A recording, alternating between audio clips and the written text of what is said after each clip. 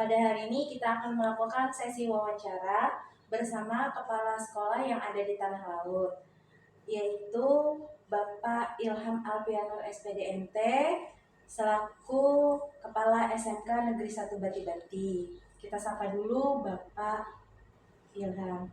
Apa kabar Pak? Baik, alhamdulillah. Terima kasih sebelumnya saya ucapkan atas kesempatan yang diberikan kepada saya untuk mewawancarai Bapak dalam tugas guru penggerak, yaitu demonstrasi kontekstual. Baiklah, saya akan mengajukan beberapa pertanyaan kepada Bapak. Yang pertanyaan yang paling pertama adalah, selama ini bagaimana Anda mengidentifikasi kasus-kasus yang merupakan dilema etika atau bujukan moral? Jadi selama ini yang pernah saya rasakan sebagai pimpinan di sekolah, memang tidak bisa langsung menemukan permasalahan, mengidentifikasi. Biasanya masalah atau identifikasi itu timbul melewati wali kelas ataupun bidang siswa. Jadi kadang-kadang juga bisa dari siswa yang datang melaporkan, cuma sangat jarang biasanya memang alurnya melewati BK terlebih dahulu. Oke, baik.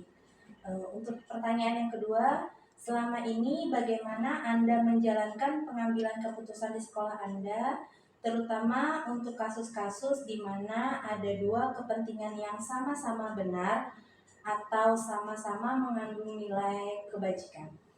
Untuk pengambilan keputusan, saya melaksanakan kesepakatan dengan Dewan Guru dan yang siswa yang bersangkutan. Dasarnya adalah aturan atau tata tertib sekolah, karena sangat penting sekali bahwa dasar itu menjadi acuan kita dalam pengambilan keputusan. Mengenai pertimbangan-pertimbangannya itu bisa melihat kasus tersebut dari pertimbangan-pertimbangan bidang kesiswaan atau dari pihak BK, biasanya seperti itu. Oke, baik. Terus kita lanjut ke pertanyaan yang ketiga, langkah-langkah atau prosedur seperti apa yang bisa Bapak lakukan selama ini? Kalau langkah-langkahnya biasanya adalah siswa ditangani terlebih dahulu oleh wali kelas, untuk selanjutnya diidentifikasi permasalahannya, lalu dibawa ke BK. Oleh BK nanti akan diberikan pembinaan. Kalaupun misalnya sudah selesai di BK permasalahannya, maka itu dianggap sudah selesai. Kalaupun belum selesai, maka nanti akan masuk ke bidang kesiswaan. Oleh kesiswaan nanti akan dilakukan kesepakatan, termasuk nanti dengan pemanggilan orang tua yang bersangkutan misalnya, ataupun wali orang tuanya, sehingga mereka juga mengetahui permasalahan apa yang telah terjadi.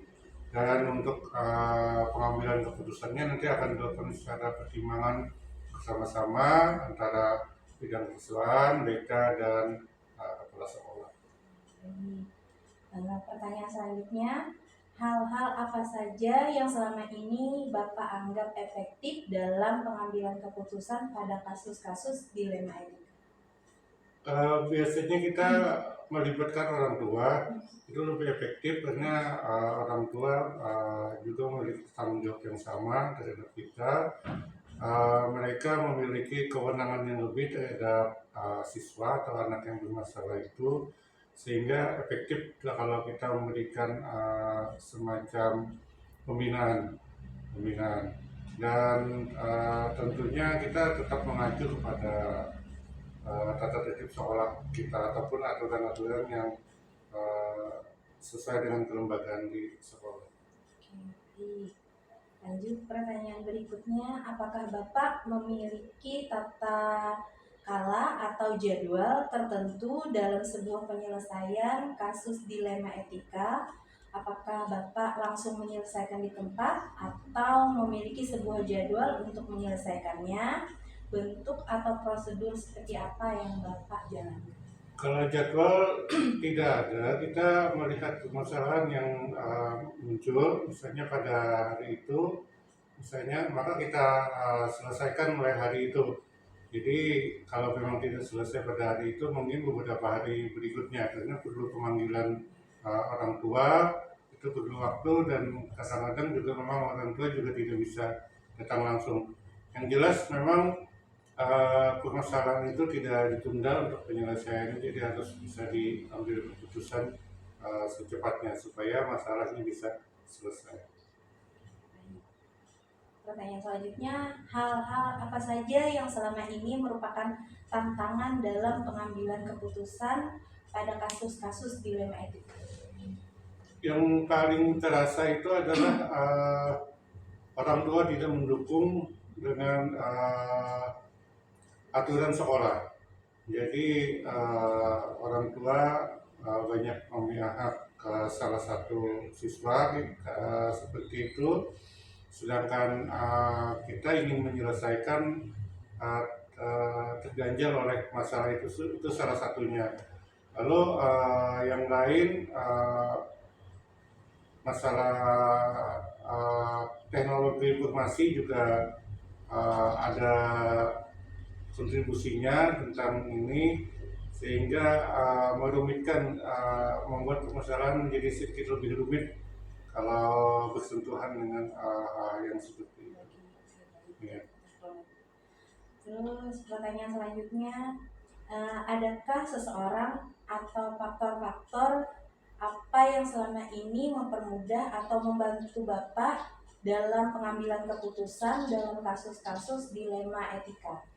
Ya, memang secara alurnya di sekolah kita itu adalah ada guru BK, ada wali kelas yang langsung monitoring siswa, dan ada wakil kepala sekolah bidang kesiswaan yang membantu untuk penyelesaian masalah itu. Oke. Pertanyaan terakhir Pak, dari semua hal yang telah Bapak sampaikan, pembelajaran apa yang dapat Bapak petik dari pengalaman Bapak mengambil keputusan dilema etika? Ya, memang sejak berjalan dengan pengalaman selama menjadi pimpinan di sekolah, memang banyak pengalaman yang didapat, itu memberikan imbal balik bagi kami. Pengalamannya itu bisa untuk mungkin menerapkan strategi-strategi tertentu, sehingga kalau misalnya permasalahan A itu strateginya A, misalnya ada permasalahan B mungkin strateginya beda lagi. Nah, itu yang bisa kami ambil kalau misalnya ada permasalahan-permasalahan yang timbul. Oke, baik Pak, pertanyaannya sudah semua Ya, saya ajukan. Terima kasih atas kesempatan yang diberikan kepada saya. Saya akhiri. Wassalamualaikum warahmatullahi wabarakatuh. Waalaikumsalam warahmatullahi wabarakatuh. Assalamualaikum warahmatullahi wabarakatuh.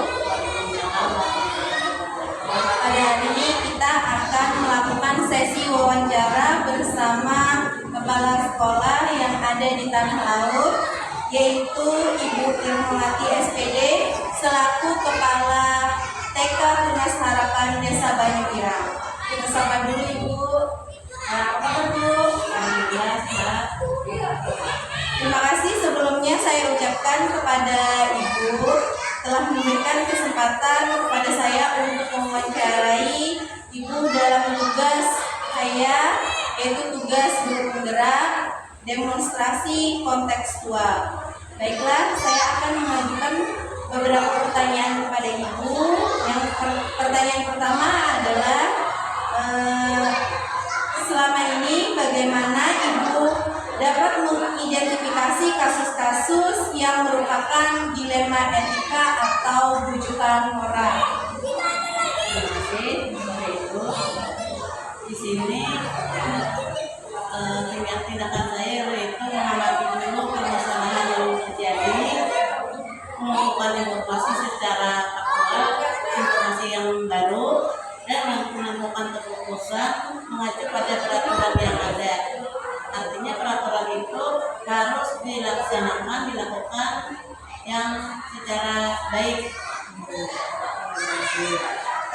yang kedua, selama ini bagaimana Ibu menjalankan pengambilan keputusan di sekolah Ibu, terutama untuk kasus-kasus di mana ada dua kepentingan yang sama-sama benar atau sama-sama mengandung nilai kebajikan. Ya, pengambilan keputusan itu harus dikembalikan dulu pada peraturannya, aturan yang berlaku. Terus setiap pengambilan keputusan itu saya selalu menjalin hubungan dengan guru-guru, artinya kerjasama dengan guru-guru yang ada di sekolah untuk memastikan bahwa keputusan itu benar-benar tepat. Baik, berarti jadi harus berkolaborasi dengan guru ya, Ya, harus semua apa harus guru harus terlibat. Siap. Terus lanjut lagi ya Bu, pertanyaan ketiga, langkah-langkah atau prosedur seperti apa yang biasa Ibu lakukan selama ini? Langkah-langkahnya itu yang saya lakukan berlangsung wawancara dengan berbagai pihak, misalnya pihak dari orang tua, dari sekitar sekolah, lingkungan sekolah, dan dua para guru-guru, lalu baru diambil keputusan yang paling terbaik. Baik.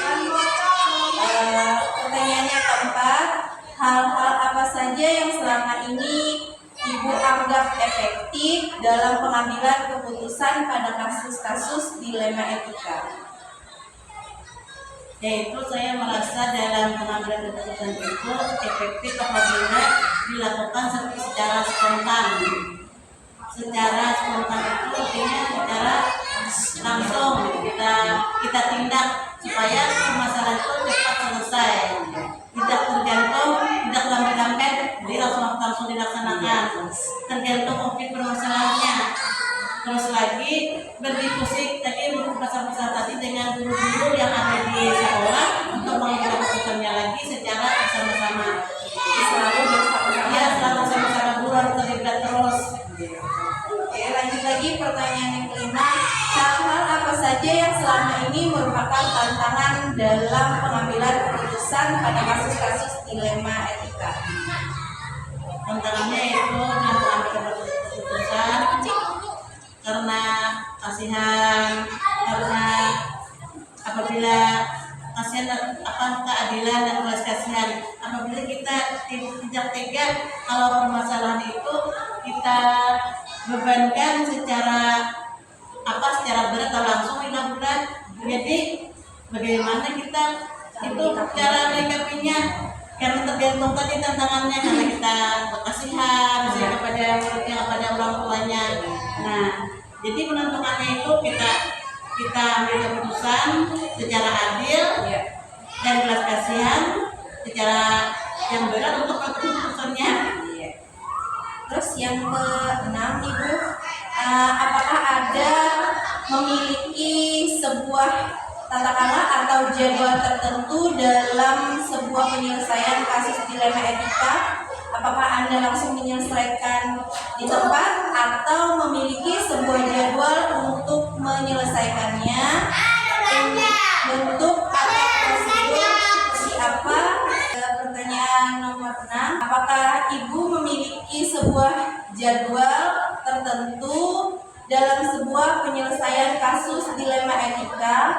Apakah Ibu langsung menyelesaikannya di tempat atau memiliki sebuah jadwal untuk menyelesaikannya, berbentuk apa atau prosedur seperti apa yang Ibu jalankan?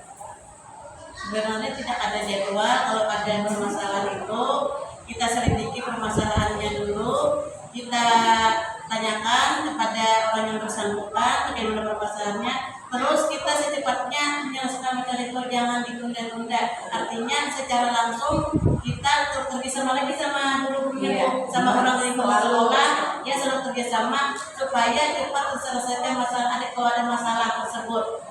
Jadi cepat beres, jangan ditunda-tunda kalau ada masalah.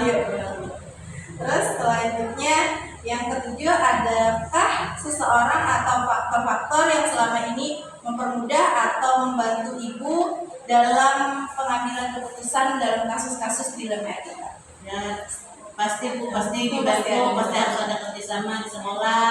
apalagi kita dengan para orang tua murid, para guru, para bapak lingkungan sekolah harus ada kerjasama. Dan yang paling membantu saya itu dewan guru semua yang ada di sekolah selalu membantu saya kalau ada permasalahan dalam sekolah tersebut. Terus pertanyaan yang terakhir Ibu, ini pertanyaan yang 8. Dari semua hal yang telah Ibu sampaikan tadi, pembelajaran apa yang dapat Ibu petik dari pengalaman Ibu mengambil keputusan di dilema etika?